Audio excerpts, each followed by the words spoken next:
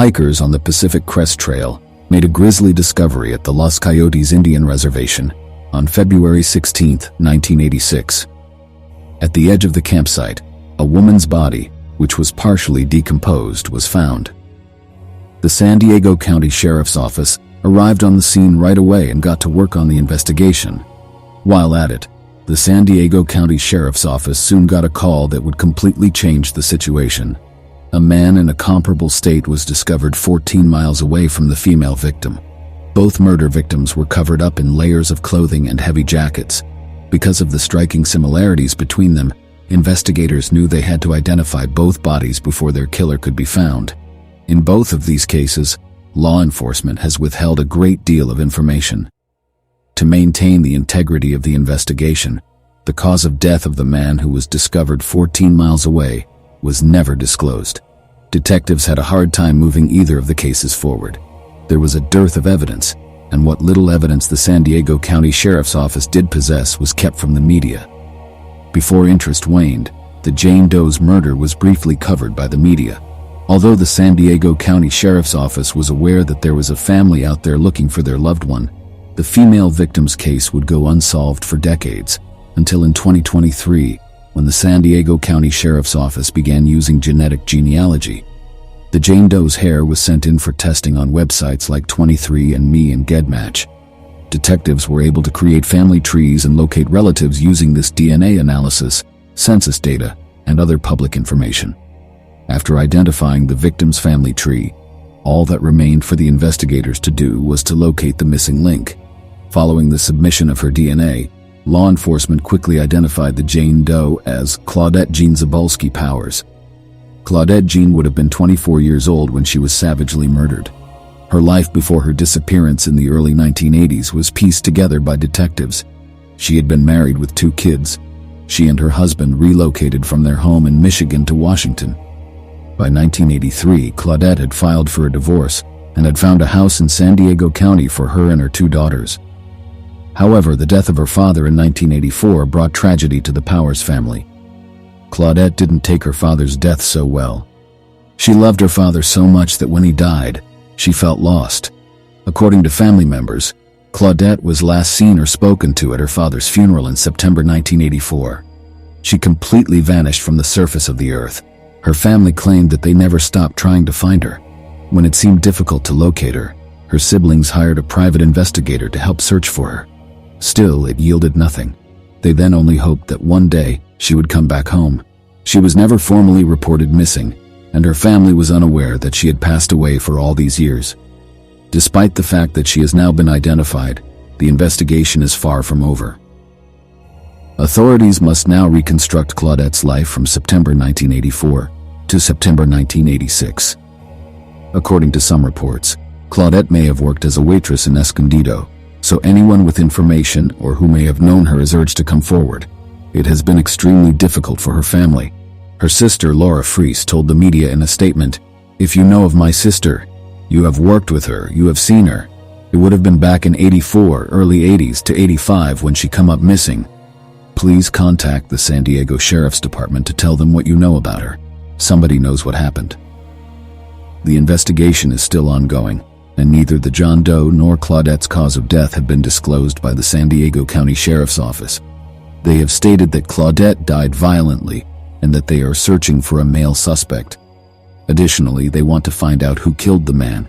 They claimed that the man was about Claudette's age, in his mid-20s, and that they were both wearing thermals and other camping-appropriate attire. They had both passed away for about 2 weeks before their bodies were discovered. No other personal items or bags or purses containing camping supplies were discovered. They would have needed a vehicle to travel to the crime scene because it was far away. There are currently no John Doe sketches or other details that could be used to identify him. After Claudette Jean Zabolski Powers' DNA matched with Laura Fries, her youngest sister, who has been worried about her for years, Laura remembered her sister in an interview saying, "Claudette was a very devoted and thoughtful mother. She adored her children dearly. She cherished her family dearly." She further added that their mother can pass away peacefully when the time comes, knowing that her oldest child has been located. Right now, There is a $1,000 reward for any information that results in an arrest of Claudette's killer, so anyone with information is urged to call the Sheriff's Homicide Unit at 858-285-6330. The Los Angeles police believe that Sheree Rasmussen's murder was the result of a burglary gone wrong, which is why the case remained cold for almost 3 decades. Then, when a detective examined the cold case file one fateful morning in 2009, he discovered his first hint that the murderer had been hiding there in front of them all along. Sheree Rasmusen was the love of John Ruetten's life. The couple first met in the summer of 1984. Sheree was a tall Scandinavian beauty with light brown hair. She had a broad face with high cheekbones and a wide set of eyes beneath heavy, arching eyebrows. John Ruetten was an outspoken and endearing young guy with a thick mop of dark hair that made him look like a male model. Sheree and John were athletic and were runners on fast track. At age 25, John Ruetten was a recent University of California, Los Angeles graduate, and Sheree, who was 2 years older, was the nursing director at the Glendale Adventist Medical Center. Sheree was quite slick. She had enrolled in Loma Linda University at the age of 16, and at the time of her murder, she gave critical care nursing lectures all over the world. She was thought to be intelligent and gorgeous.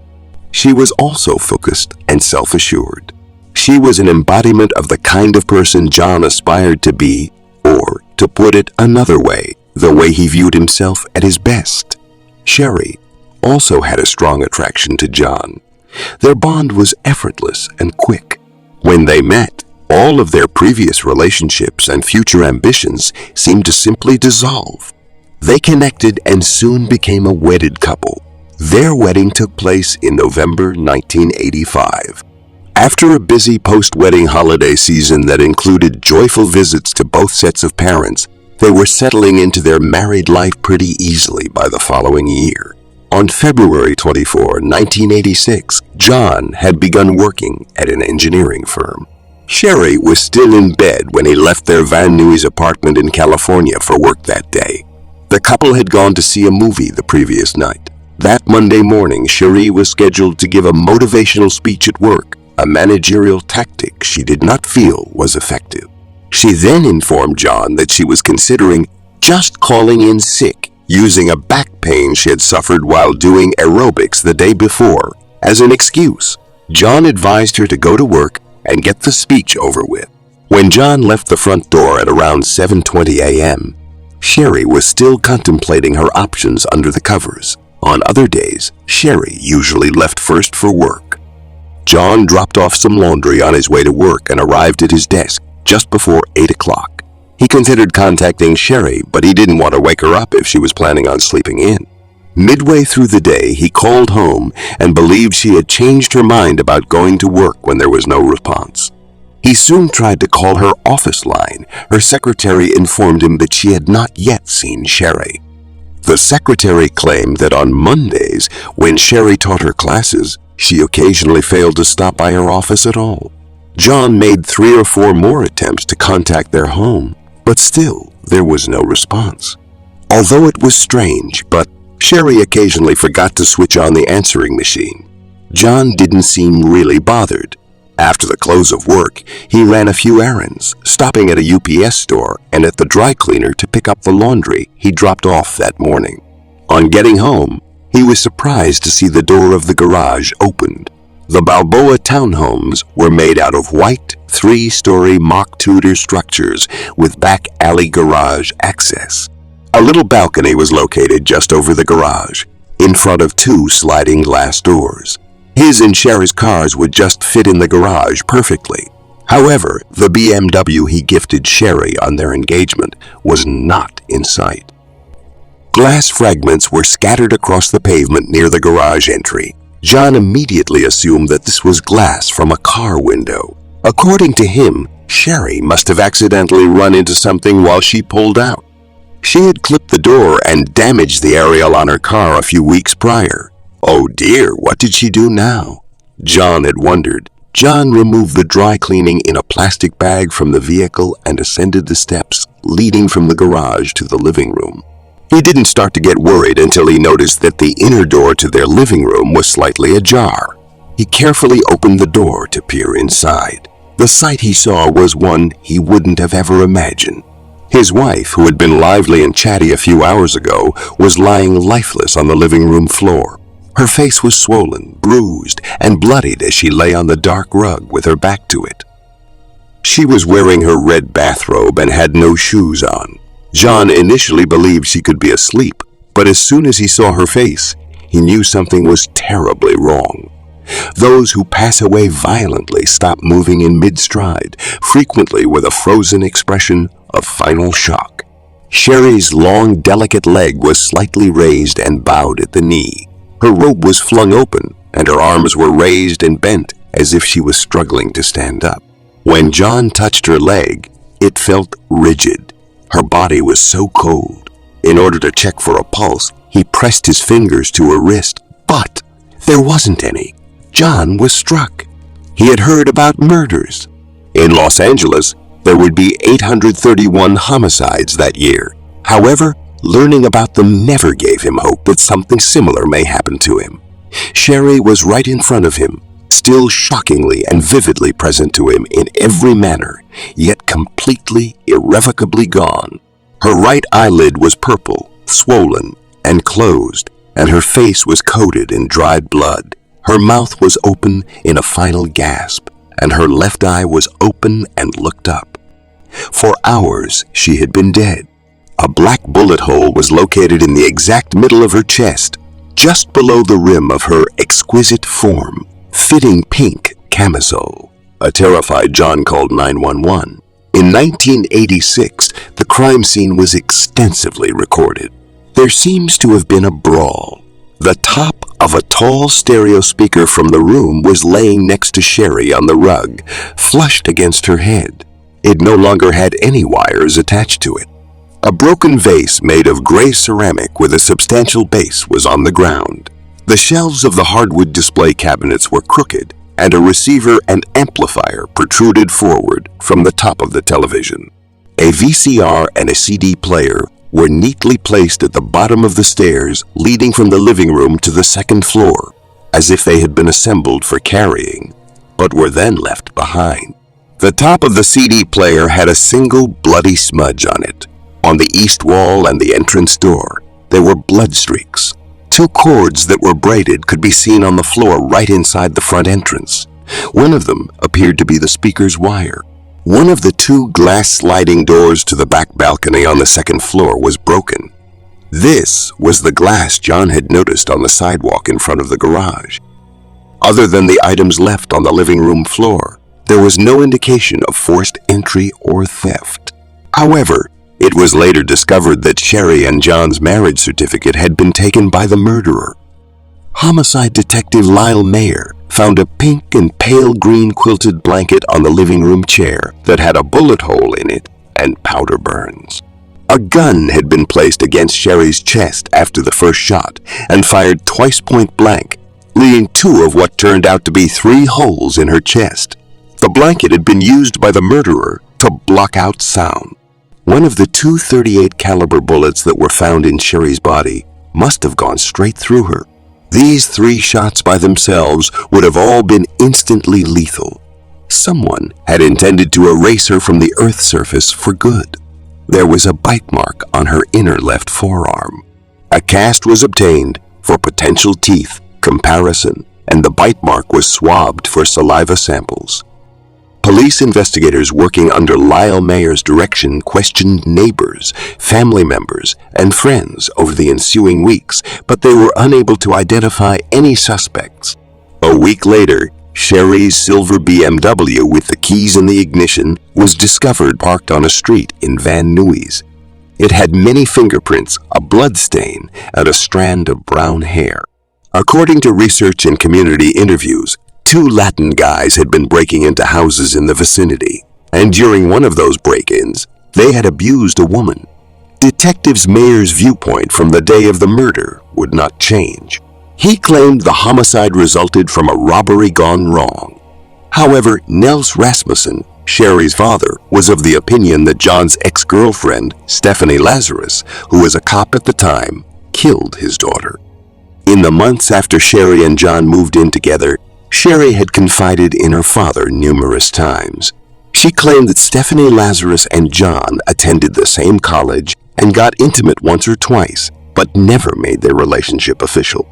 On John's 25th birthday, Stephanie threw a surprise birthday party for him. Unknowingly to her, John was seeing someone else. John never considered Stephanie as a girlfriend, and so he had to let her know that he was now in a serious relationship with Sheree. Stephanie, however, was obviously obsessed with John and wouldn't accept that. She subsequently showed up around John and Sheree. Stephanie Lazarus was athletic, bold, and had black hair. According to Sheree, she had unexpectedly visited their home a few weeks prior to their wedding. She went over to the apartment and left a set of water skis for John to wax. The skis, according to Sheree's father, were nothing more than a pretext for intrusion and a provocative act. Sheree didn't like that another woman was intruding their home. She and John had a dispute over Stephanie. John, however, informed her that he and Stephanie were no longer together and that their relationship had never grown that serious, explaining that they had been dorm mates long before lovers. Sheree, however, did not want John to wax those skis. Nels claimed that John did not support Sheree and would not defend her against Stephanie. Instead, he advised Sheree to appease her. Sheree informed her father that the lady police officer had returned unannounced to pick up the skis that John had waxed against her protests. That time, when John handed her the skis, she made it clear that the woman was not welcome and requested her to go. Stephanie had not been at all discouraged by this. She had returned, this time wearing a Los Angeles Police Department outfit and carrying a revolver around her waist. She claimed to be taking a break. John wasn't around. Usually it was John who remained at home while Sheree left for work. Sheree immediately questioned if this was a regular occurrence. Fiancé leaves for work. An ex-girlfriend drops by. She didn't want to accept it as true. She wished to believe John. A few weeks remained till the wedding. Sheree did not cry easily, but one evening, she broke down when talking to her father on the phone. When she and John traveled to Tucson for her birthday, she and her father spoke about it more. Nels reported that his daughter expressed a want for John to intervene and tell Stephanie to leave them alone, but all John ever did was reassure her that he and Stephanie weren't dating and that the best course of action was to ignore her until she eventually left. Nels recalled the visit Stephanie Lazarus made to Sheree's office at the hospital. Sheree had thoroughly described this meeting to her father. She claimed that Stephanie barged into her Glendale office and did so without waiting for the secretary to open the door. This time, the female police officer wore tight shorts and a tube top, an attire that screamed her athleticism and sexiness. She then made a chilling remark that says, "If I can't have John, nobody else will," before leaving Sheree's office. Nels Rasmusen told Detective Lyle Meyer all of these in an interview a day after Sheree's murder, just shortly after he had asked the detective the simple question, "Have you checked out John's ex-girlfriend, the lady cop?" Detective Meyer, however, discarded Nels' questions and testimonies. He then told Nels that he had watched too many TV cop shows. Also, John had contested Nels' claims. He assured Detective Meyer that his father-in-law's descriptions of the encounters were not accurate if Sheree hadn't informed him of them. Detective Meyer stuck to the robbery theory. Nels was shown sketches of two Latin male suspects shortly after the murder, and the burglary scenario was explained. He was unable to identify the sketches, and the overall situation was incomprehensible to him. He had to question the professionalism of these detectives. The residents had evidence of a fight. According to Detective Meyer, the fight might have continued for an hour and a half. Nels questioned how his daughter had managed to hold off two men for so long. Based on the bite mark on the Sheree's forearm, there was speculation that the murderer was a female, given that women tend to bite during a fight. But The idea was rejected. Along with the hole and powder burns on the blanket, Sheree also had a bullet wound in the middle of her chest. Nels was informed by Meyer that his daughter had been assassinated, not only shot and killed. He wondered why a random thief would just come to assassinate a person without taking anything of value in the house. Nels questioned the detectives if they had checked to see if the female police officer was on duty that day. He asked them if they had inspected or photographed her, but the answers were no. Stephanie Lazarus was never contacted by anyone. Sheree Rasmussen's case went cold, and the evidence of her murder was filed away in the commercial storage. Detective Mayers retired in the coming years, and several years were spent by Nels Rasmussen trying to get his daughter's case reopened. In the long run, many investigators declined to do it, and the investigation didn't pick up again until DNA testing was made accessible.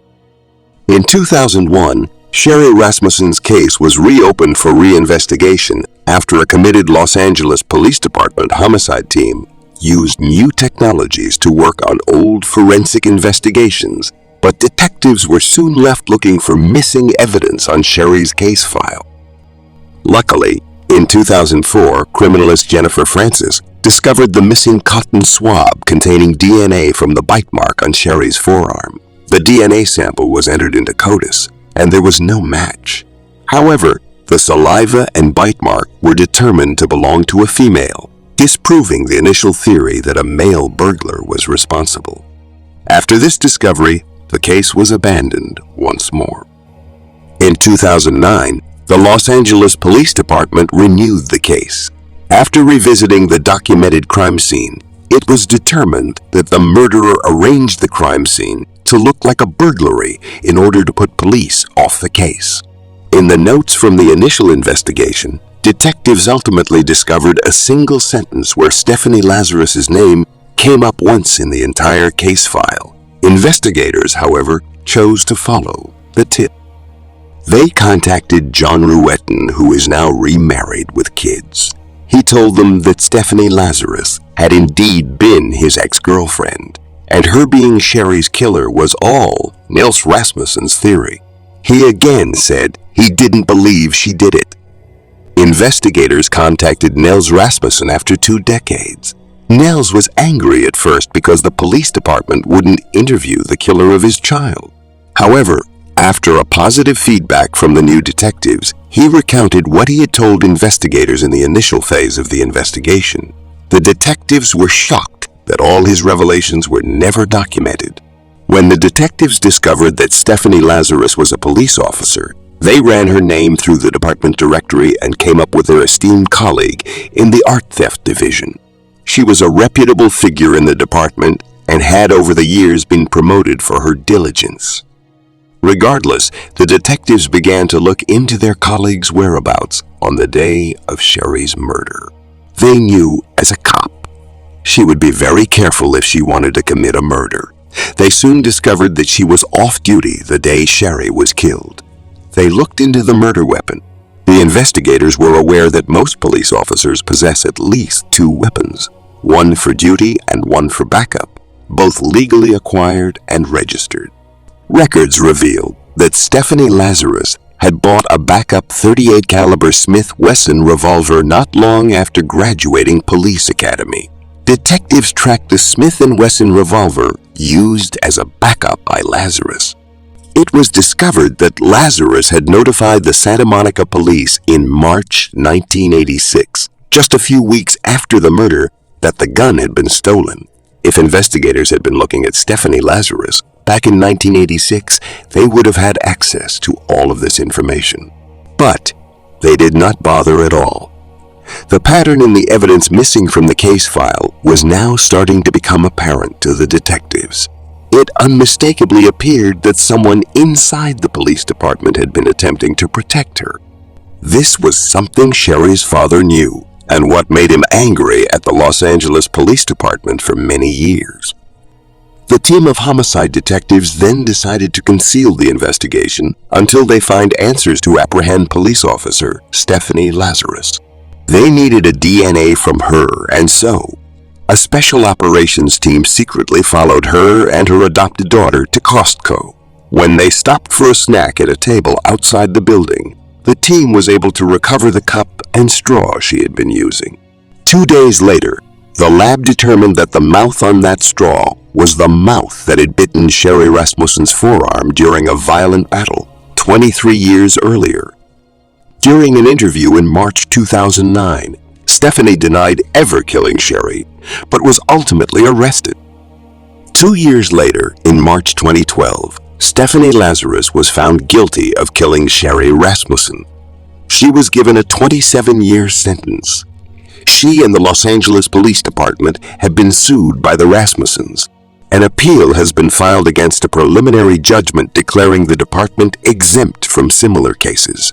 The police department was reinvestigated, but it turned up no proof of an internal cover-up.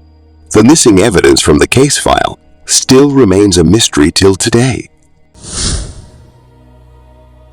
On July 4, 2017, 9-year-old Kayla Unbehaun and her mother, 40-year-old Heather Unbehaun, vanished from South Elgin, Illinois, where they were both from. The following day, on July 5, Kayla was to go back to her father, 43-year-old Ryan Iskirka, who had full custody of her. Nobody was aware of her or her mother's whereabouts. Years after Kayla was kidnapped, her family and the community worked tirelessly to look for her, up until a startling event finally took place. However, how did Kayla vanish? Who was able to take her away from her family for so long? In Kane County, Illinois, there is a peaceful community called South Elgin. Over 23,000 people live there, making it a warm community where everyone knows one another's names, and where doors were even frequently left unlocked. Living here has a tranquil atmosphere that has been accentuated by the nearby Windy City's influence. Both adventurers and history buffs will enjoy the community's historical and recreational attractions. But a regrettable incident in 2017 ruined the idyllic atmosphere. The town's low crime rate was tarnished by an unanticipated incident. This was a serious reminder that even in welcoming settings, security can be lost. In the western suburbs of Chicago, on July 5, 2008, Ryan Iskirka and Heather Unbehaun welcomed Kayla Unbehaun into the world. After some time, the couple divorced, and a judge ruled that Kayla's father should have full custody of the child. This court decision marked the beginning of an important new chapter in Kayla's life. Family ties persisted even after the divorce because Heather was still allowed to spend some weekends with her daughter. The approaching 4th of July in 2017 held the promise of celebration. After spending the holiday with her mother, Kayla was scheduled to go back home to her father, Ryan, the following day. Ryan had no idea that what was about to happen would alter his life in the following years. On July 5th, which also happened to be her birthday, Kayla was supposed to go back to her father. A day that was supposed to be joyful and loving turned out to be sorrowful. When Kayla vanished, the happy anticipation of a father's embrace was replaced by a fruitless search. After leaving his child with her mother for the weekend, Ryan was excited as he made his way to Heather's house as they had agreed. He couldn't wait to celebrate Kayla's birthday with her. However, Ryan became concerned when he realized that both Heather and Kayla were conspicuously nowhere to be found when he arrived. Ryan made the crucial decision to file an official missing persons report as the troubling puzzle pieces mounted because of his growing anxiety and desire to discover the truth and locate his daughter, Kayla. A member of Heather's family later revealed that Heather had claimed to be taking her daughter camping in Wisconsin. Their abrupt departure shocked Ryan. I had gone to her house to pick up my daughter on my way home from work, and they weren't there. Her family was at her house having dinner, and they had told me that she didn't come back from a camping trip, and they didn't know where she was. And despite everything he did, he was unable to contact either of them. As soon as he realized how urgent the situation was and became fearful for the worst, he contacted the authorities to begin a search for his missing daughter. On July 4th, Kayla was last seen in Wheaton, Illinois, during a parade while her mother was keeping an eye on her. From July 2017 to May 2023, Ryan actively sought out public assistance and important information. He made a sincere appeal on the GoFundMe website, expressing his desire to raise money for a particular cause. He had a specific objective in mind.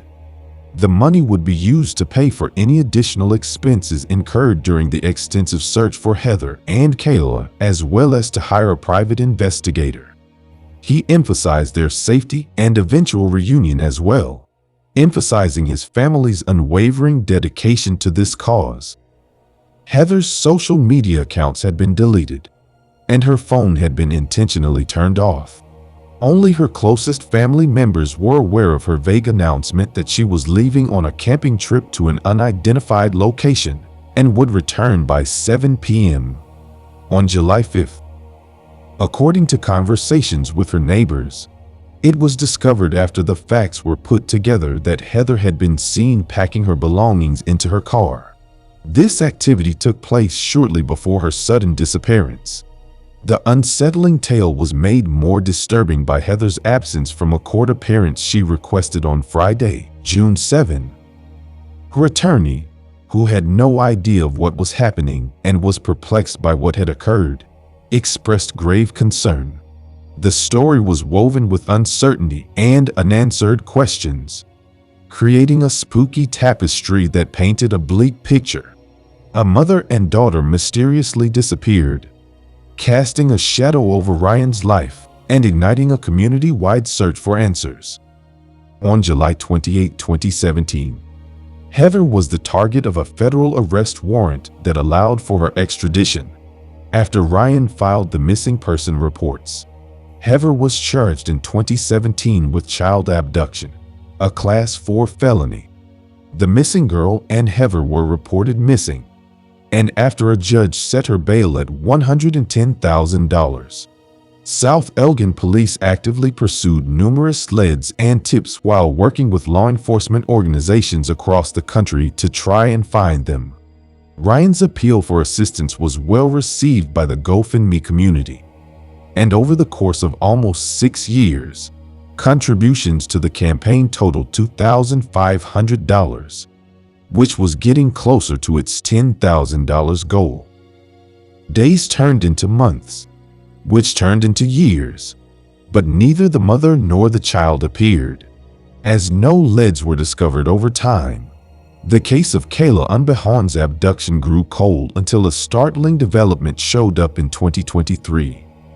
In November 2022, a significant development in the investigation into Kayla's disappearance took place. Her story spread beyond its original borders and was viewed by more people thanks to the well-known streaming service Netflix. The 9th episode of Unsolved Mysteries, a series devoted to shedding light on intriguing cases, featured Kayla prominently. The image of Kayla was shown in the pre-credit scene where the faces of missing children were purposefully aged to show how they might have looked as teenagers. It only took 5 seconds for this crucial contrast between a picture of a 9-year-old Kayla and a hypothetical depiction of her teenage self to occur. The Bring Kayla Home Facebook page, which was started as soon as she vanished, is still being used for planning and information exchange. The age progression picture, which showed Kayla's hypothetical appearance as she entered her teenage years, was posted on this page, where it attracted over 7,000 followers. The unwavering commitment of this online community brought to light the meeting point of technology and compassion in the search for answers. The turning point, though, that would alter the course of events, was still to come. On May 13, 2023, a woman and a young girl attracted the attention of a watchful store owner at the Westgate Regional Shopping Center in Asheville, North Carolina. Though initially unsure, this keen observer felt he had seen their faces before. An image of Heather Unbehaun's face brought back a story that had reverberated all over the nation. Then, the terrifying realization that the young girl with her was strikingly similar to the missing Kayla hit. The owner of the shop took action after realizing the seriousness of the situation. As soon as he could, he got in touch with the police. The decision was made as soon as the information reached the authorities. Approximately 7:26 p.m. on May 13, 2023, according to the Asheville Police Department announcement, officers went to Plato's Closet in the Westgate Regional Shopping Center to look into a possible kidnapping. When the police arrived, they were told that Kayla had been identified from the Netflix show. This insightful observation set off a series of events that led to her mother's arrest and Kayla's long-awaited reunion with her father. The long-needed period of harmony and unity was finally established when Kayla and her father were reunited after 6 long years. The Kane County State's Attorney's Office provided social media commentary on the series of events on May 16, 2023. It discussed the prompt action that followed the recognition, highlighting the cooperation between the Asheville police and their South Elgin counterparts. The identities of the 2 individuals, Heather Unbehaun and Kayla, the long-missing child, were quickly determined thanks to this coordinated effort. The South Elgin Police Chief, Jerry Kravchik, expressed his appreciation and shared the enthusiasm felt by law enforcement organizations and people from various states. These individuals' tenacious efforts led to a satisfying outcome. Chief Jerry Kravchik reported that after being reunited with her father, Kayla was in good health, physically and mentally. Detectives and families looking for loved ones who had been missing for a long time were given hope by this upbeat report. Digital breadcrumbs usually help with quick tracking, but Heather managed to elude the usual patterns and stay hidden for a long time. Heather had the option of cooperating or refusing to answer the extradition charge, which was a felony. She was consequently freed on Tuesday, May 16, after posting a $25,000 bond. Her brief taste of freedom, however, was only momentary because the next day, in Kane County, Illinois, she voluntarily turned herself in. The fact that she was formally arrested on suspicion of kidnapping a child marked a turning point in the narrative. On Thursday, May 18, 2023, Heather appeared before the judge following the court case. Due to her appearance, she was granted bond and released under the condition that she wear an electronic monitoring device. A restraining order was obtained against Heather by Kayla's father. Given the circumstances, this order mandated that she stay at least 1,000 feet away from his house and refrain from leaving Illinois without the judge's prior approval. The details of these legal measures were disclosed by a representative of the Kane County State's Attorney's Office. In order to answer the child abduction charge, Heather Unbehaun made a second appearance in Kane County Court. Following these steps, she was granted release on a $10,000 bail with the requirement that she wear a GPS tracking device to make sure she complied with the rules. It's unclear if she entered a plea or looked for legal counsel. In the midst of court proceedings and family issues, Ryan demanded privacy. At the time, he was rekindling his relationship with his long-lost daughter, Kayla. The pivotal moment in the case came with the spread of Kayla's story and a universally available streaming service called Netflix. Her story was propelled to the forefront of the public consciousness by the reach of technology. As a result of the fallout from this disclosure, Kayla and her father were reunited, and the mystery surrounding her disappearance was cleared up. The episode with Kayla Unbehaun can be found in Unsolved Mysteries Volume 3's 9th episode, which is titled Abducted by a Parent. With Kayla's recovery after 6 years, the previously puzzling mystery is finally solved in this episode, bringing closure. Despite the prolonged period of her absence, It is still encouraging to hear about her discovery and apparent well-being. The National Center for Missing and Exploited Children released a statement from her father, Ryan, in which he expressed his happiness and relief. After so many years, Kayla's safe return home was truly a miracle.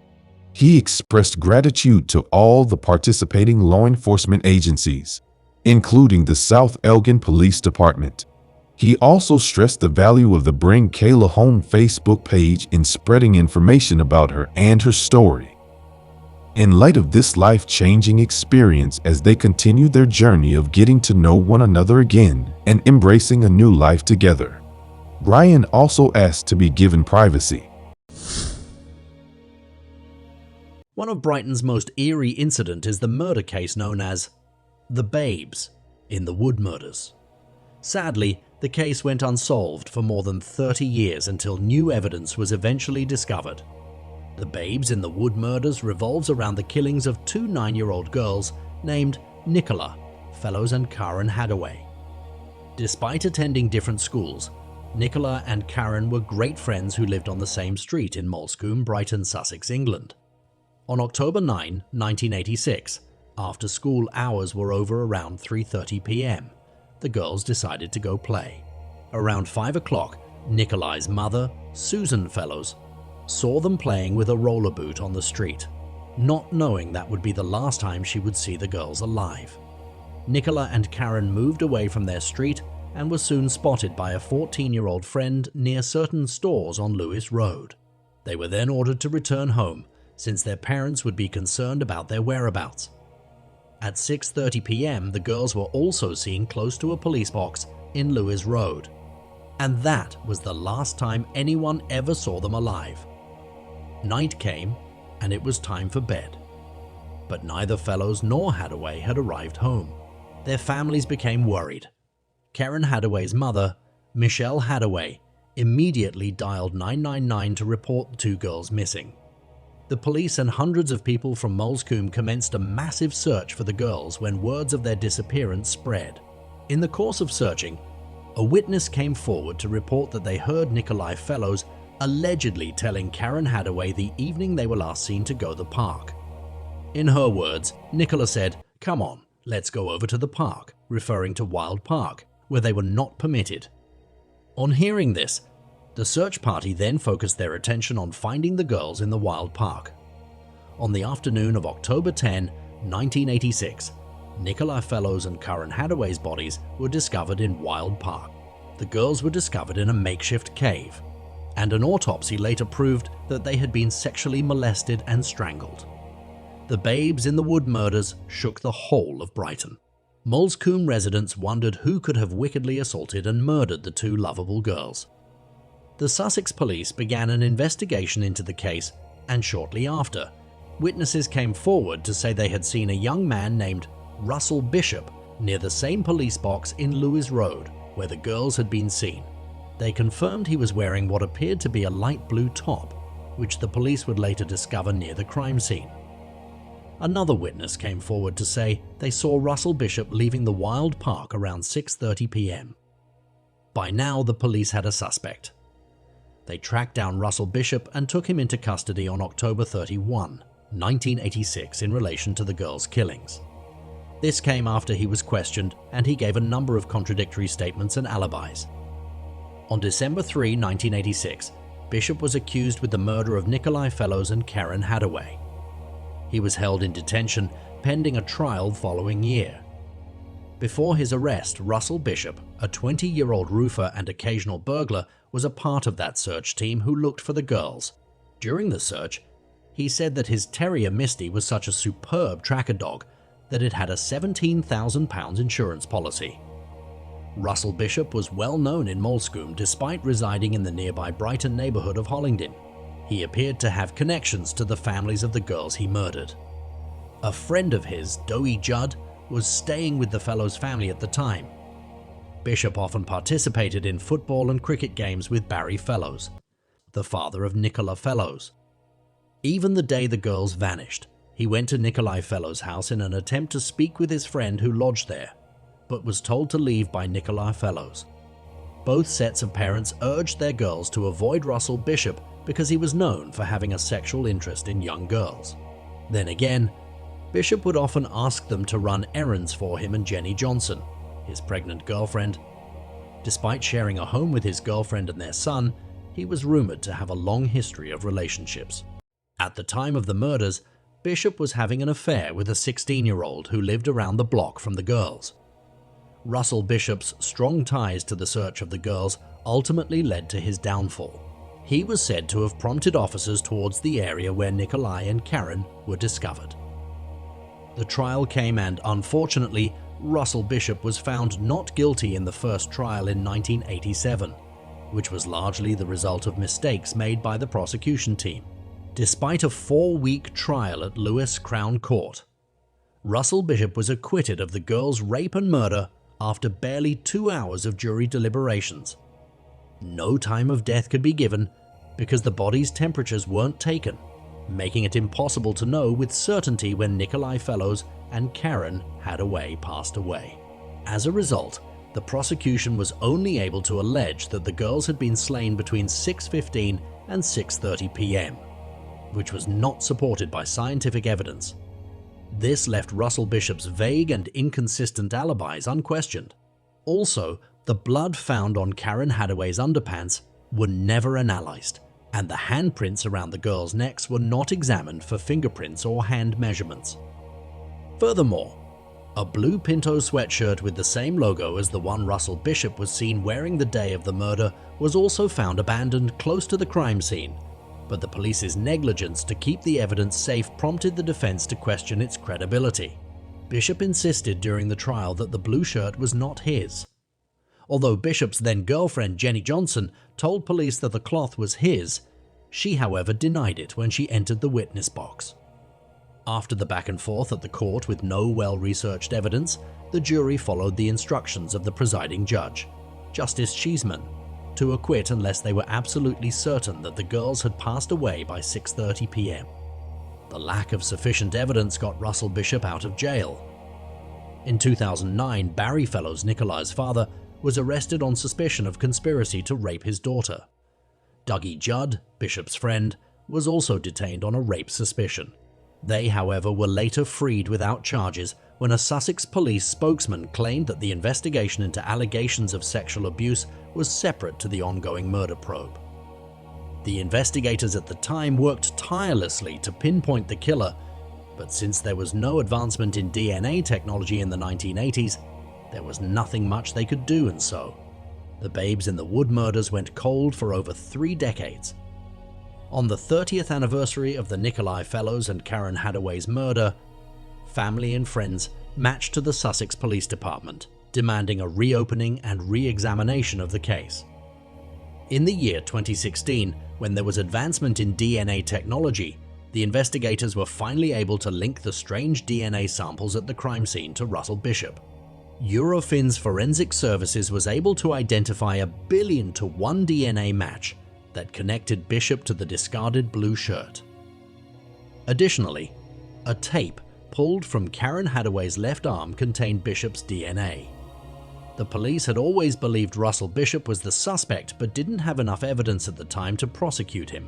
However, when he committed a similar crime in 1990, they started looking for means to confirm that he was the one who had perpetrated the Babes in the Woods murders.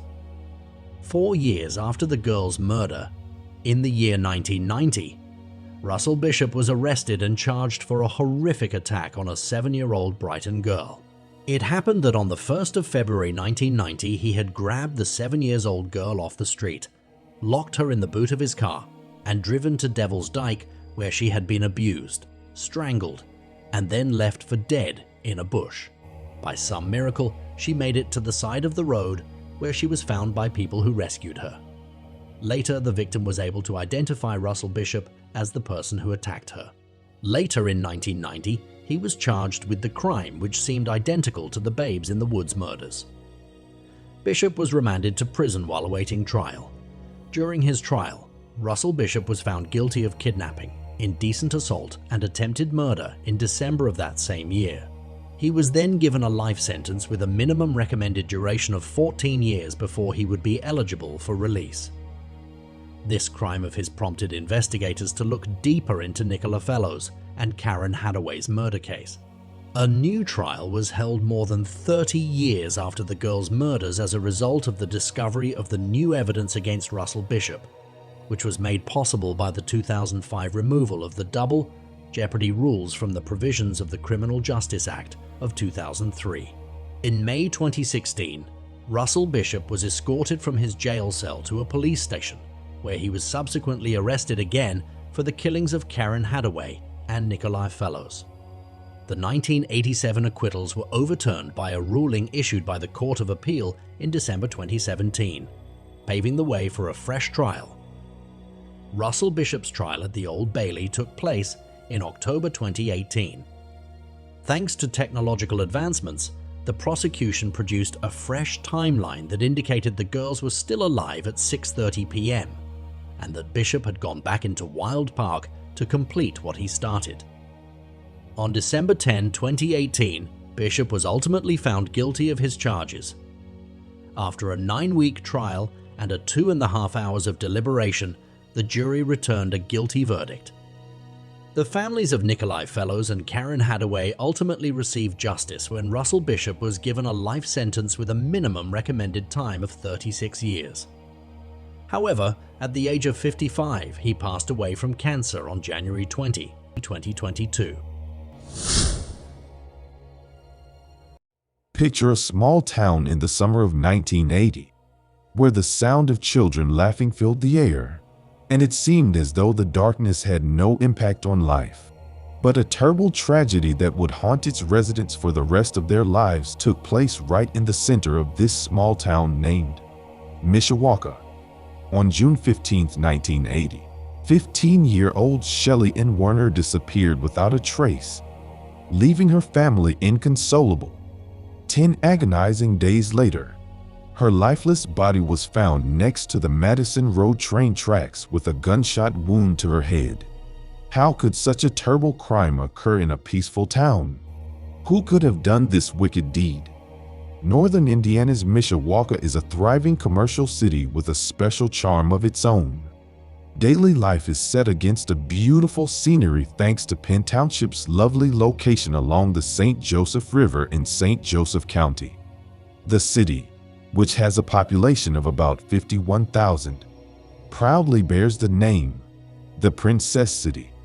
Traditional neighborhoods and brand new residential subdivisions coexist in Mishawaka, which was thoughtfully planned to foster a strong sense of community and connection. The locals are renowned for their friendliness, kindness, and shared love of adventure. Even in this tight-knit neighborhood, a horrifying crime took place that permanently destroyed Mishawaka's tranquility and inscribed its name in the journals of tragedy. Shelly Warner was born on July 4, 1964, and little is known about her early years. She and her mother, Kathleen Warner, lived together in a house in Mishawaka, Indiana. Shelly was raised by her mother after her parents got divorced. Her mother worked as a teacher at a nearby elementary school. Shelly attended Mishawaka High School at the young age of 15, where she participated in sports and sang in the school band. She had no known enemies and was not in a relationship. Shelly was a young woman with a promising future who was eager to pursue her goals. She was bright and full of hope. Shelly was bursting with youthful vitality and excitement for the possibilities of life at the time. She was unaware that fate had a different plan for her. On June 16, 1980, an incident that would leave the neighborhood permanently scarred overturned Mishawaka's peaceful routine. A 15-year-old high school student from Mishawaka named Shelly Warner set out on what was supposed to be a typical day. She bid her mother Kathleen a happy goodbye as she took her 1973 Volkswagen to the nearby Wilt's supermarket, a 2-mile drive away. The Warner residence was surrounded by an unsettling silence as time passed. It's been over an hour and Shelly was still absent from her house. Kathleen soon started to feel anxious and dreadful. Kathleen waited some more until she was so desperate that she had to call the police. As she informed the authorities of her daughter's disappearance, her voice trembled. The Mishawaka Police Department initially thought the case involved a teenage runaway and treated it as a missing persons case. But as time went on, a terrifying realization dawned.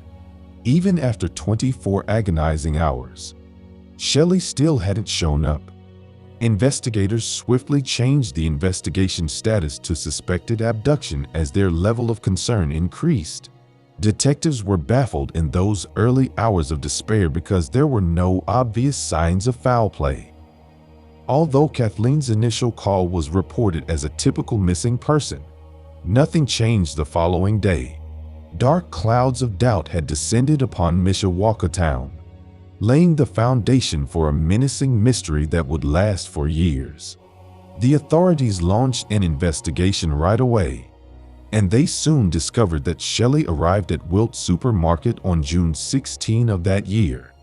She was observed purchasing groceries at around 1:30 p.m. and then later seen leaving the supermarket at around 2 p.m.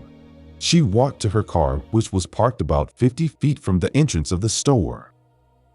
But as soon as she climbed into her car, things started to go south. A man with blonde hair, whose age was estimated to be around 16 to 18 years, standing at 5'7" and weighing about 130 pounds, was seen lurking around the store. Witnesses claimed that the young man had gotten closer to Shelly's car. He unexpectedly took the wheel and pushed Shelly into the passenger seat. Shelly, they say, appeared surprised at the sudden intrusion. The man's back was to the witnesses, so it was challenging to determine whether Shelly was in danger or whether a weapon was used to keep her quiet. The man soon drove away with Shelly in the passenger seat. It was a startling and intimidating behavior that baffled onlookers. In an effort to find any information about the missing young girl, worried family and friends organized a massive group search. In an effort to get help from the public, authorities released a sketch of the first suspect based on the witness's description. A few hours later, a tragic discovery increased the fear of the unknown. In the nearby Osceola, Indiana shopping center parking lot, Shelly's car was found abandoned. Shelly was not there, and there were no signs of a struggle inside the car.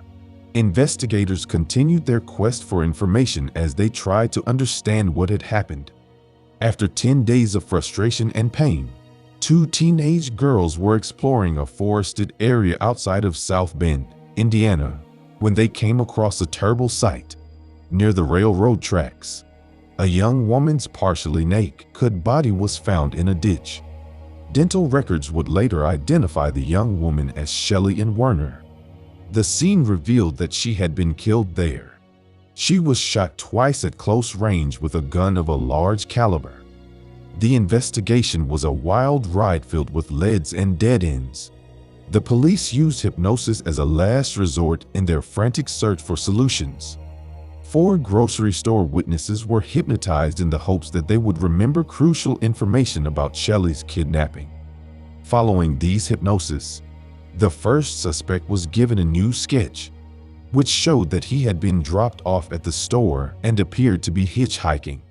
The witnesses claimed to have seen Shelly conversing with 2 young women before she entered the store, but no one knew who those 2 women were or whether they were connected to Shelly's kidnapping.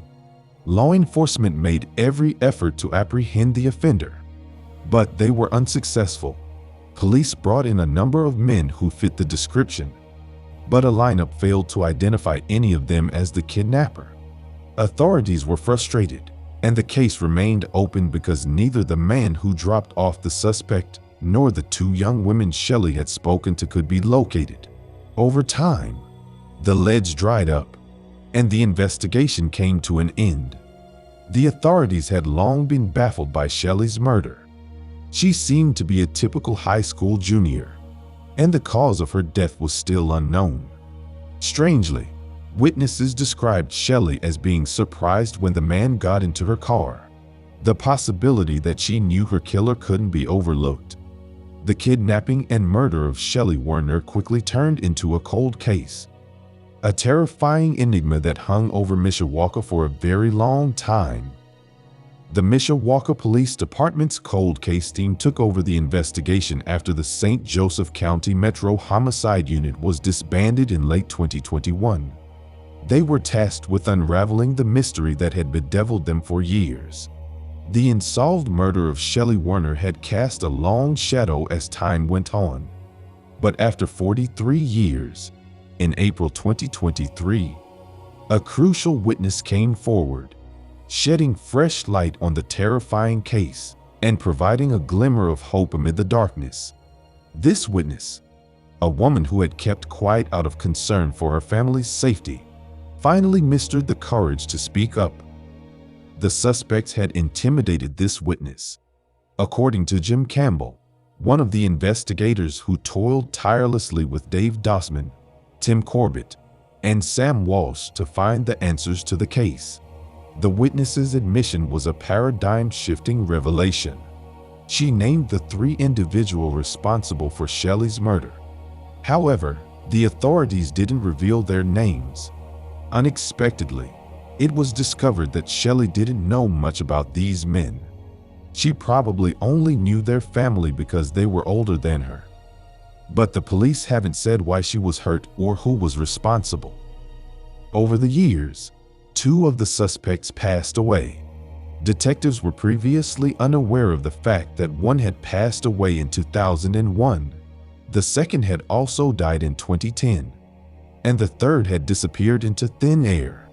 This new information led to the reopening of the investigation into Shelly's abduction and eventual murder. Detectives dug deeper into the histories of the 3 men and found a horrifying history of violence, supporting the initial witness account. These men appeared to have been directly involved in Shelly's tragic passing. The police later learned that the witness only felt comfortable speaking with the police after 2 of the accused had passed away. The Mishawaka Police Department created a cold case unit in January 2022, made up of former South Bend homicide detectives, with the purpose of looking into unsolved homicide cases like Shelly's. This team put in a lot of effort, finding additional witnesses and accumulating proof that supported the first witness account. But as they looked further, they discovered that the third suspect passed away in 2018. An important development was the discovery that 3 men were involved in the kidnapping and murder of Shelly and Warner. It illustrated the significance of a witness's courage in speaking out more than 40 years after the terrible incident. The fact that 2 of the suspects had died and the third had vanished provided the witness with motivation. The agony of Shelly's family and the neighborhood was made worse by the fear and intimidation these suspects had used over the years to keep important information hidden. Jim Campbell, a cold case investigator, spoke about the challenges witnesses faced, highlighting how threats to their families had stifled their testimony. Even though the investigators' evidence and testimony painted a clear picture of the 3 suspects' involvement, there was a serious problem that couldn't be overlooked. How could the investigators continue their work and bring justice to Shelly's family when all 3 of the suspects were already dead? The case was closed after the St. Joseph County Prosecutor's Office examined the evidence and determined it to be conclusive. It soon became obvious that the deceased could not be subjected to legal consequences. Except for their age proximity to Shelly and familiarity with her, little else was known about the suspects. But the St. Joseph County Prosecutor's Office decision brought closure. Even though the suspects were dead, there was still hope that Shelly's family would finally be able to rest in the knowledge that the truth had been revealed. The witnesses' crucial information started a causal sequence that produced more evidence and witnesses. According to the St. Joseph County Prosecutor's Office, other evidence and statements were crucial even though DNA testing could not provide a definitive match. Sadly, The suspects' names are still unknown due to their deaths, preventing the filing of any charges. In the end, those committed to achieving justice had not let the passage of time weaken their resolve. Thanks to the tenacity of the detectives and the bravery of a witness who came forward to shed light on a dark period in Mishawaka's past, the murder of Shelly Warner had been solved. People who were personally involved in the case of Shelly Warner experienced a range of emotions in response to the verdict. The case's resolution provided some consolation for the detectives who had labored assiduously for years to uncover the truth. One of the cold case detectives, Tim Corbett, said, "I hope she's sitting next to God. I thank the police, citizens, and everyone else who helped with the case." Nevertheless, there was ongoing sadness throughout the conclusion of the case. Shelly's family members were naturally private in their grief, so they made no comment on the updates. What do you think about this case? Do you think justice has truly been served? Let us know your thoughts in the comments. Thank you for watching. Until next time, stay safe and alert for the next mystery to come to light.